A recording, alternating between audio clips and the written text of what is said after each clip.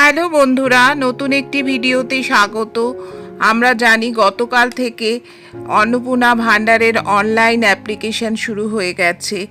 যদিও সেই সাইটটি এখন মেনটেনেন্সে আছে, এখন কোনো অনলাইন অ্যাপ্লিকেশন করা যাচ্ছে না, তবুও আপনাদের সুবিধার্থে কয়েকটি কথা জানিয়ে রাখছি।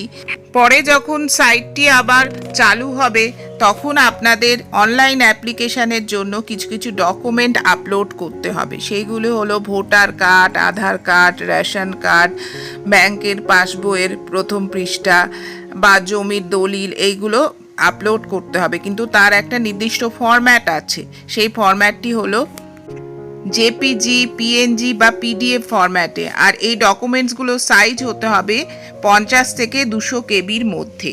তো এখনই আমাদের প্রয়োজনীয় ডকুমেন্টগুলি এই ফরম্যাটে করে রাখা ভালো। চলুন শুরু করা যাক ভিডিওটি। একটা উদাহরণ হিসেবে এই একটা কার্ড নিয়েছি, এটা একটা ছোট কার্ড, ভিজিটিং কার্ড। এটাকে আমি পিডিএফ ফরম্যাটে করে নেব। তো তার জন্য প্রথমে ছবি তুলে নিলাম কার্ডটির, তারপর আমি গেলাম আমার মোবাইলের প্লে স্টোরে, সেখানে সার্চ করে নিচ্ছি যে পিডিএফ কনভার্টার, এই পিডিএফ পিডিএফ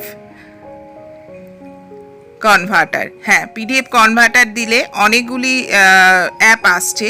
তার মধ্যে যে অ্যাপটি ভালো আমি সেটার কথাই বলছি, সিম্পল ডিজাইন লিমিটেডের পিডিএফ কনভার্টারটি আপনারা সবাই প্লে স্টোর থেকে ডাউনলোড করে ইনস্টল করে নেবেন। তো এটা ইনস্টল হয়ে গেল পুরোটাই। এরপর আমি যেটা করব, এই অ্যাপটি ওপেন করে নেব। অ্যাপটি ওপেন করে পর ইমেজ টু পিডিএফ অপশানটায় ক্লিক করলাম। অ্যালাউ ইমেজ বললে সেখানে ইয়েস করে দিতে হবে, ফলে ফোনের গ্যালারির যতগুলো ইমেজ আছে সেগুলো ওদের অ্যাক্সেসে চলে আসবে। এইভাবে চলে আসছে। তো তারপরে দেখা যাচ্ছে কতগুলো ইমেজ আছে। সেই যে ছবিটি আমি তুলেছিলাম ভিজিটিং কার্ডে, সেটি প্রথমে দেখা যাচ্ছে। তো আমি সেইটাতে ক্লিক করে নিলাম। ক্লিক করে নিয়ে তারপর ওকে করে দিয়েছি। ওকে করে দিয়ে এইভাবে ইন্টারফেসটা আসছে। তো এখানে এই ফটোটাকে আপনি পিডিএফে কনভার্ট করবেন। তো সেক্ষেত্রে এটাকে আপনি এডিটও করতে পারেন, ক্রপ করতে পারেন। এই সমস্ত অপশানগুলো 3 ডটে রয়েছে। নাম দিতে পারেন ডকুমেন্টের একটা, রিনেম। এই যে আমি এটা ক্রপ করে নিচ্ছি, 3 ডট অপশানে রয়েছে ওপরের দিকে, সেখানে আপনি গেলে এগুলো ক্রপ হয়ে যাবে। তারপরে এটা হচ্ছে যে রিনেম, নাম দিতে হবে। আমি এটা নাম দিলাম একটা, সেটা হচ্ছে ভোটার আইডি বলে আমি একটা নাম দিলাম। তাহলে আমার পক্ষে এই ডকুমেন্টটা ট্র্যাক করতে সুবিধে হবে। তো ভোটার আইডি নাম দিয়ে আমি ওকে করে দিলাম। এরপর আরও দেখতে হবে যে আমি এটা কোথায় সেভ করব। এই ডকুমেন্টটা যখন পিডিএফ হবে 3 ডটে ক্লিক করলেই অপশান চলে আসছে এই রকম যে আপনি কোথায় সেভ করতে চান। তো সেক্ষেত্রে এখানে সেভ টু গ্যালারি করলাম। আর তাছাড়া আরও অনেকগুলো কম্প্রেশন সেটিংস আছে। কিন্তু অন্নপূর্ণা ভান্ডারে একটা সাইজের ব্যাপার আছে, সেহেতু কম্প্রেশন সেটিংয়ে গিয়ে রিডিউস টু সাইজ ফার্দার করে লো কম্প্রেশন করে দিলাম। তো এরপরে ওকে করে দেবো। নিচে যে নীল বটনটা আছে ওটাতে ওকে করে দিতে হবে।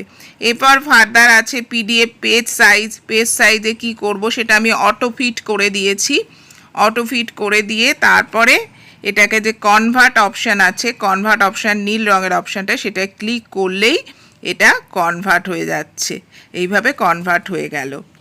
আর এই যে আমার ফোনের গ্যালারিতে এটি পিডিএফ ফরম্যাটে কনভার্ট হয়ে সেভ হয়ে গেছে।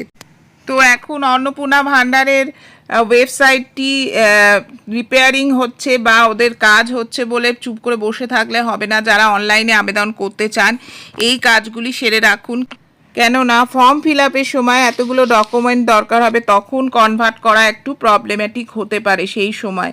তো এখনই কনভার্ট করে পিডিএফ ফরম্যাটে সব ডকুমেন্টগুলোকে করে রাখুন। আশা করি বোঝাতে পারলাম। ভিডিওটি ভালো লাগলে চ্যানেলকে সাবস্ক্রাইব করে পাশে থাকুন। ধন্যবাদ।